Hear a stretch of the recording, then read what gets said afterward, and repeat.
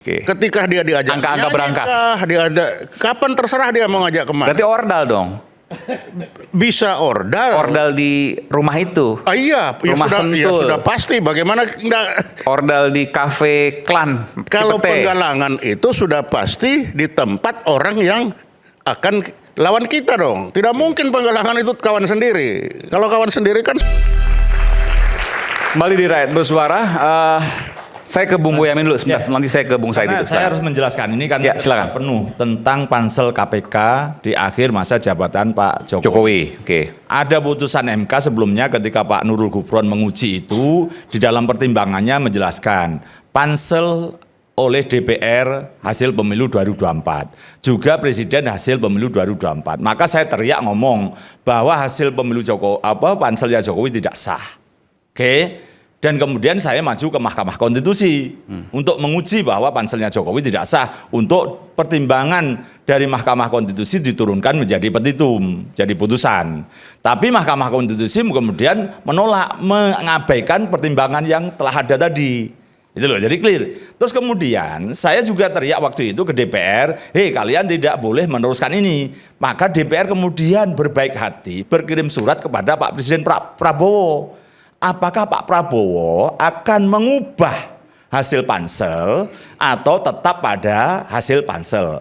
Pak Prabowo kemudian berkirim surat kepada DPR tetap pada hasil pansel yang sebelumnya. Karena apa?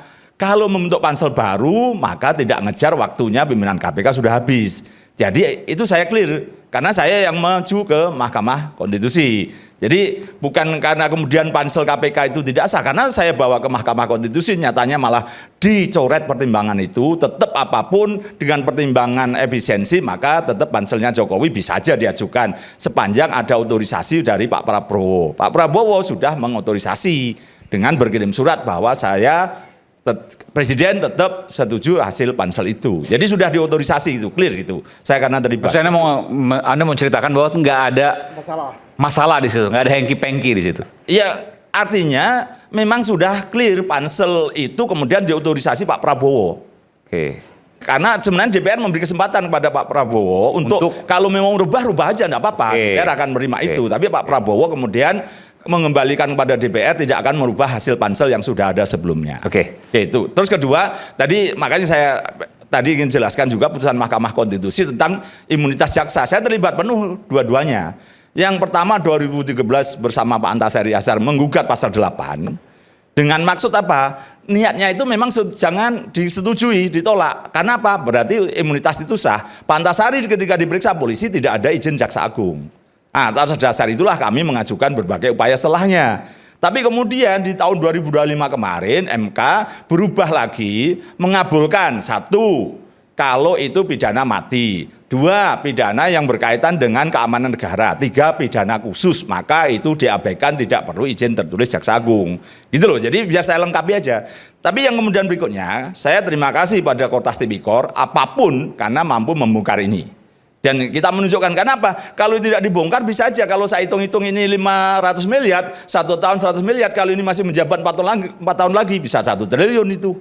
Itu. Kedua, ya bravo pada Pak Prabowo kemudian yang kemudian mengambil alih masalah ini supaya apa? Tidak banyak berkembang macam-macam. Kalau di polisi bisa rivalitas segala macam kemudian dipindahkan kepada kejaksaan. Artinya apa? Supaya tetap pada rel hukum tidak kemana-mana. Masih Bang. Baik. Bung Said itu silakan. Tadi saya pikir kita sepakat semua malam ini bahwa obor pemberantasan korupsi harus tambah menyala. Oke. Itu satu. Yang kedua, kenapa saya mengharapkan ini? Karena dari 7 presiden sebelumnya, baru Presiden Prabowo saya menyatakan berani menyentuh oligarki. Baik secara hukum maupun secara terbuka dan tidak kendor sama sekali. Itu yang saya pikir menjadi semangat untuk melakukan pemberantasan korupsi secara konsisten. Nah, yang ketiga menurut saya pengalaman betul dari Presiden Prabowo bahwa untuk pemberantasan korupsi dan menciptakan pemerintahan bersih yang dia inginkan memang tidak bisa memakai sapu kotor.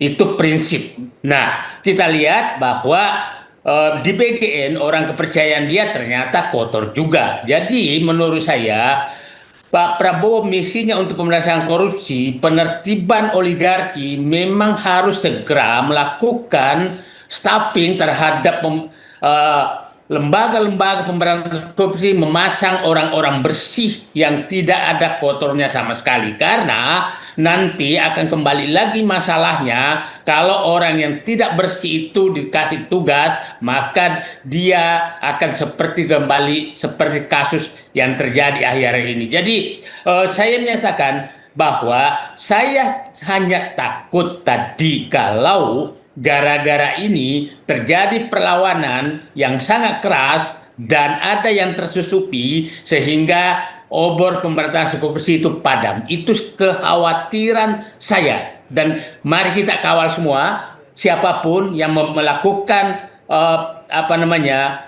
tindakan untuk memberantas korupsi kita dukung, tidak ada yang salah. Yang kita tidak dukung adalah apabila ada yang memanfaatkan kewenangan pemberantasan korupsi itu untuk kepentingan pribadi dan kelompoknya. Itu juga kita harus lawan.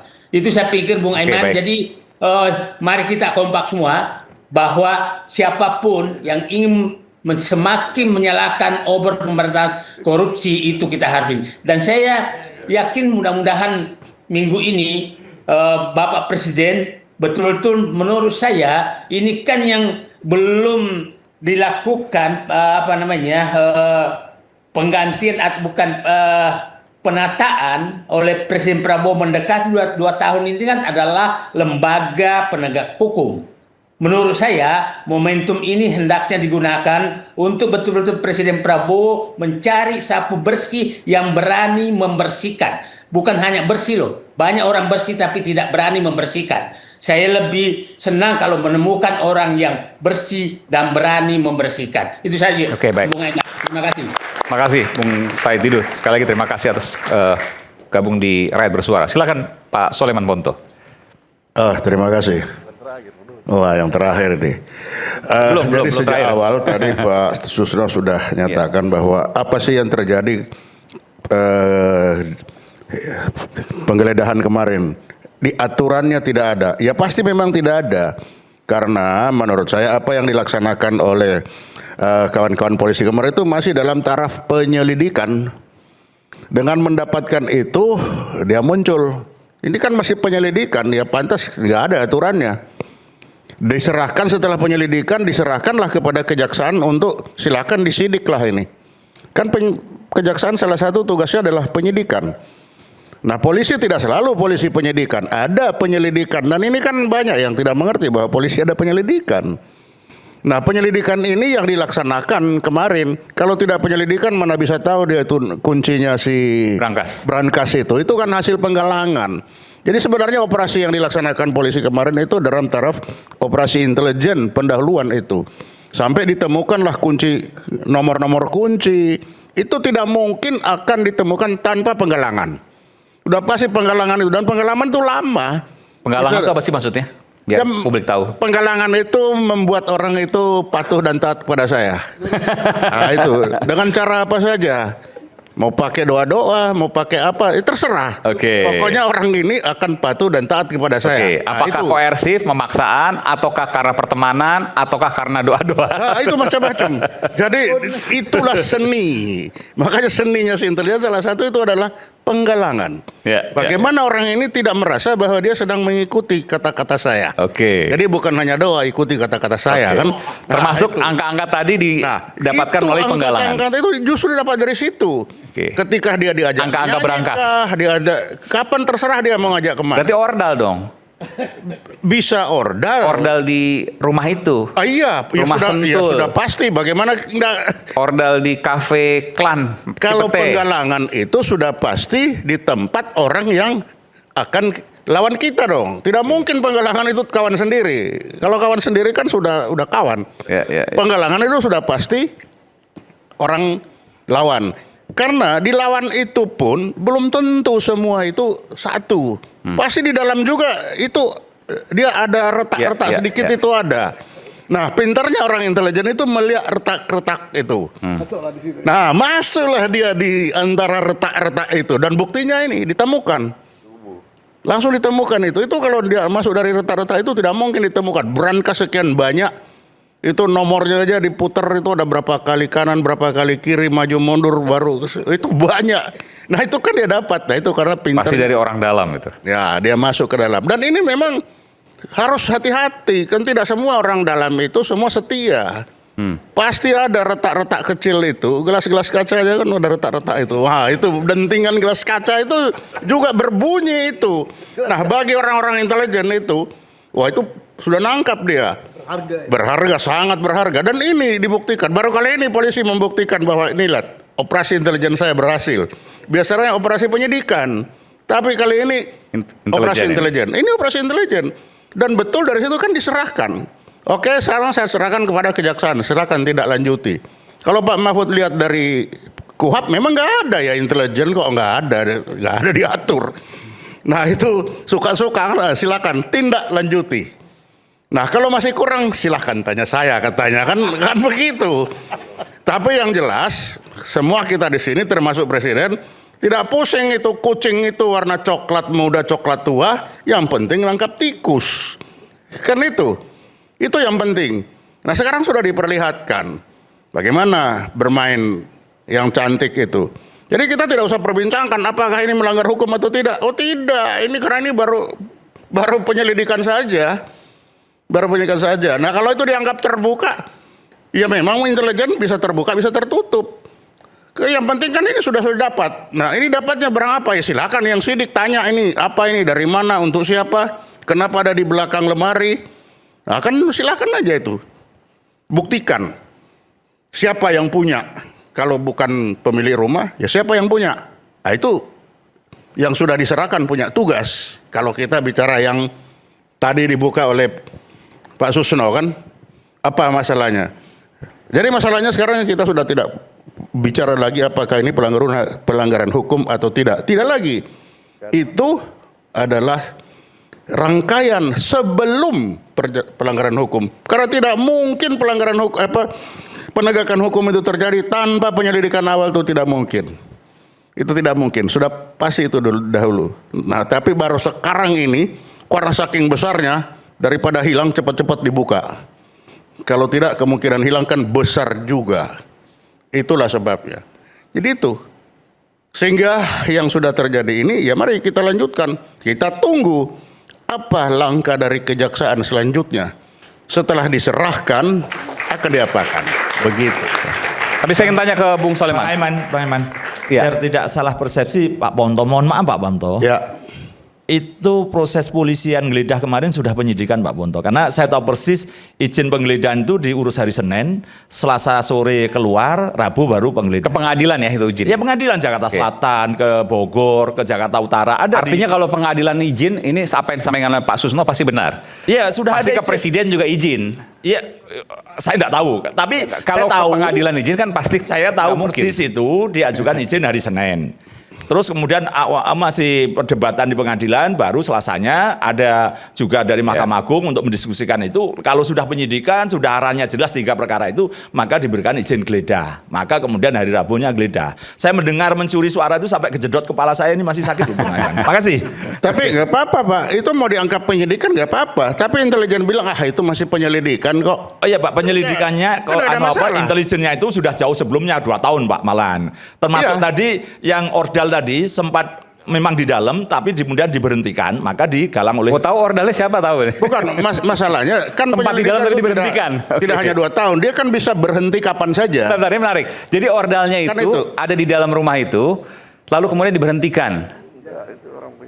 Iya kan? Oh, Mas Boyamin nggak mau ngomong soal itu. Maksudnya Jadi, itu tadi kalau orang dalam itu pernah bekerja di dalam itu, lalu diberhentikan. karena kalau kita berbicara penyidikan panjang urusannya, bagaimana menyidik tersangkanya belum dimunculkan, bagaimana belum diperiksa, belum jadi saksi, kan panjang urusannya. Lah kita bicara bilang aja itu penyelidikan, kan selesai masalah. Setelah penyelidikan baru kita serahkan, silakan tindak lanjuti sebagai penyidikan. Nah, itu kan akan lebih aman daripada kita membuat masalah baru. Kalau penggeledahan kemarin sudah menggeledah mana RT-nya, mana RW-nya, mana kan ada 8 persyaratan katanya untuk penggeledahan untuk KUHP baru kan. Nah, kalau itu dipermasalahkan, nanti ada masalah baru. Nah, paling aman itu adalah penyelidikan. Dapatnya seperti ini. Nah, buktinya setelah ketemu diserahkan. Nih, tindak lanjuti. Kan tidak selalu Polri yang harus menyidik. Diserahkan aja lah kepada kejaksaan. Pak, tapi tindak kan lanjut. polisi bukan eksekutornya kejaksaan, Pak ya. Nah, kalau bicara penyidikan kan bisa aja ya, sama-sama penyidik. Tapi kali ini kan diserahkan untuk silakan ditindaklanjuti. Karena dia sudah berbicara penyidikan. Bisa sendiri, bisa lanjut, tapi diambil jalan diserahkan. Ya, sekarang kita tunggu kejaksaan.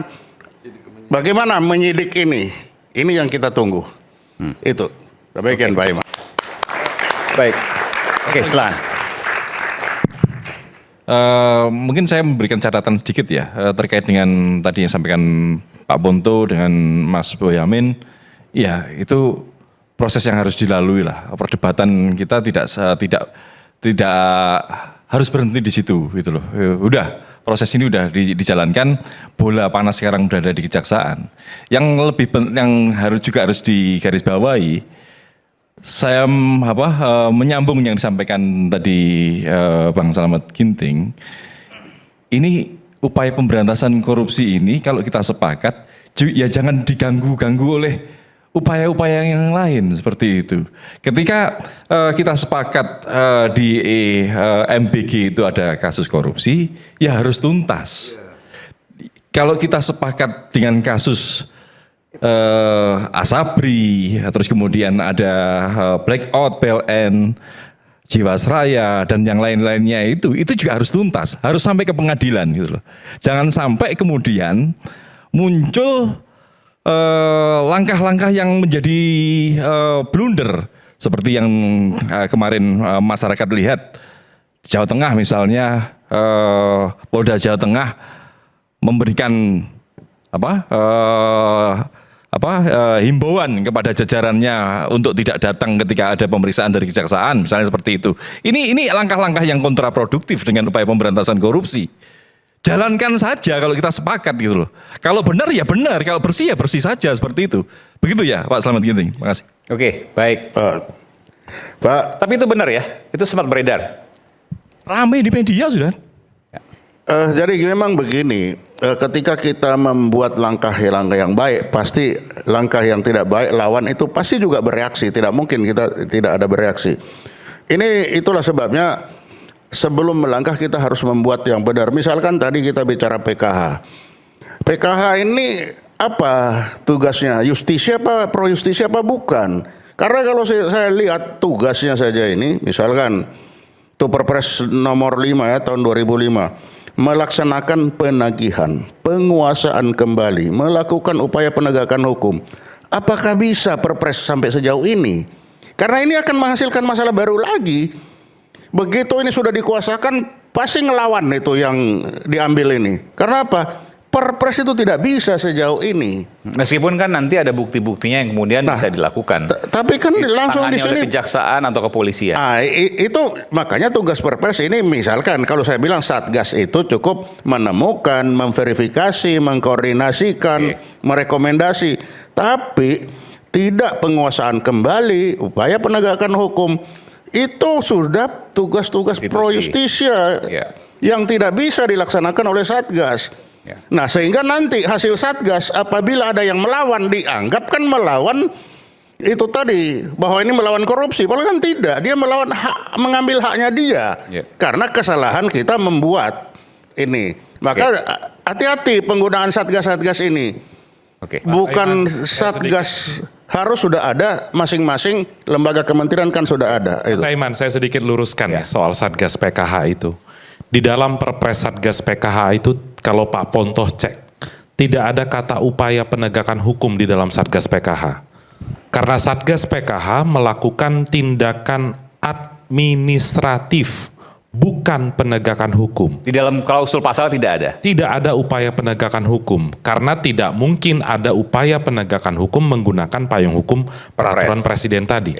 Bahwa dalam tindakan administratif itu ditemukan ada kesesuaian dengan dugaan tindak pidana, maka dari itu di dalam Satgas PKH ada banyak lembaga yang ready, yang bersiap untuk menindaklanjuti temuan dari administratif itu untuk masuk ke ranah hukum. Jadi saya ingin luruskan di sana. Oke, Mas baik. Izin bentar, Semoga. sebentar. Ya. Sebetulnya kalau kita bicara Satgas ya, itu juga sebetulnya nggak positif juga. Karena apa? Itu melemahkan institusi yang ada. Ya. Kenapa nggak institusi itu dikuatkan? Ya kan? Untuk melakukan tugas-tugas yang sudah diemban oleh dia. Gitu. Nah, kalau kita bicara, jadi lama-lama kayak negara Satgas nih, ya Pak. Ya. Oke. Nah, Ya, meskipun secara hukum, secara operasional, ketika itu kemudian baik, ya tentu punya alasan untuk itu. Bahwa ada perdebatan tentu itu hal yang positif. Silakan, Bung Iwan. Jadi gini ya, kita kan dari beberapa hari yang lalu masyarakat luas disibukkan dengan menonton tayangan di seluruh media. Hebatnya kawan-kawan dari Mabes Polri dalam pemberantasan korupsi ya. Saya berharap ini semua bukan berbalas pantun ya. Karena kalau kita mau membersihkan halaman tentunya menggunakan sapu yang bersih. Jadi jangan juga kawan-kawan dari coklat tua maupun coklat muda ya. Mereka berebut untuk menegakkan aturan pemberantasan korupsi, tapi di antara mereka sendiri tidak bersih. Dan mereka menjadi bagian dari korupsi itu sendiri ya. Terus lagi budaya yang kedua. Nih, ini Pak Soleman Ponto sama Pak Susno Duaji ini nggak pernah berantem. Yang berantem itu anak buahnya Pak Soleman Ponto dan Pak Susno Duaji. Kalau komandan itu selalu rangkulan, makan bareng, nyanyi bareng.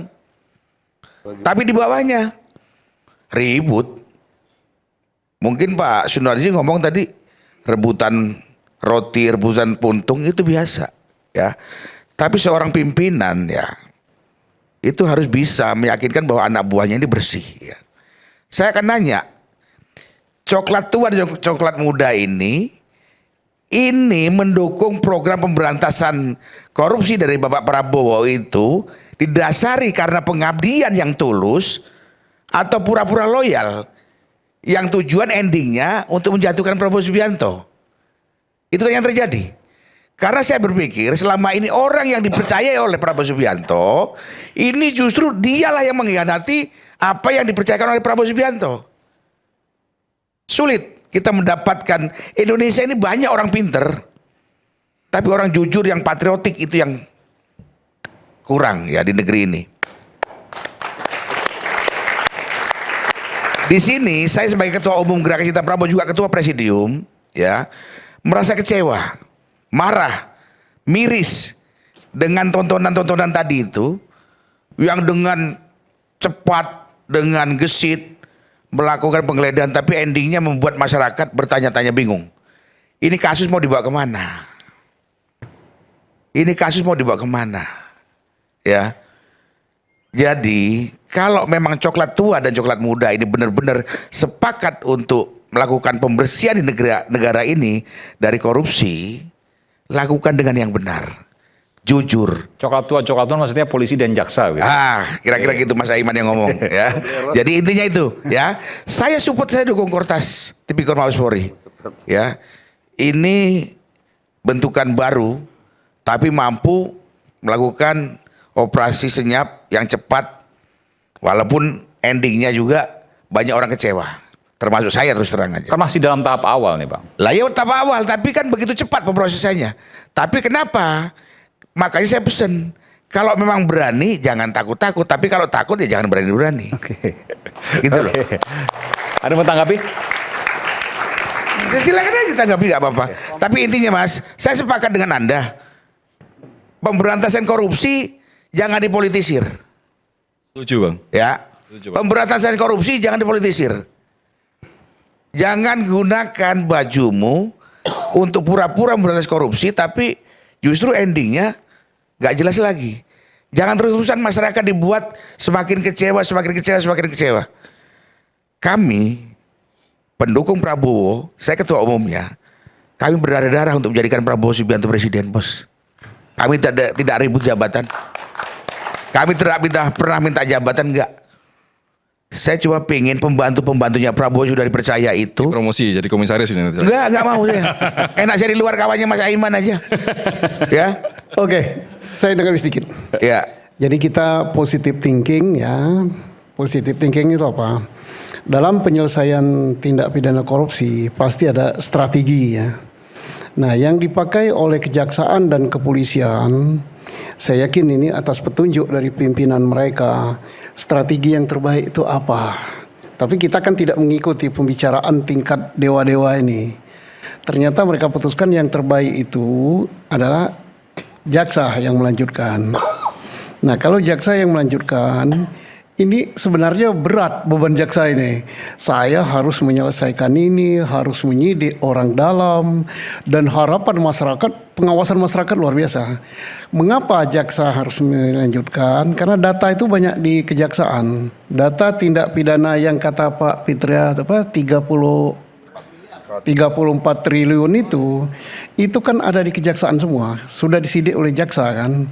Nah, kemudian termasuk data siapa yang nangani korupsi, yang kemungkinan terjadi tindak pidana suap, yang kemudian berakhir dengan tindak pidana pencucian uang, itu ada di kejaksaan.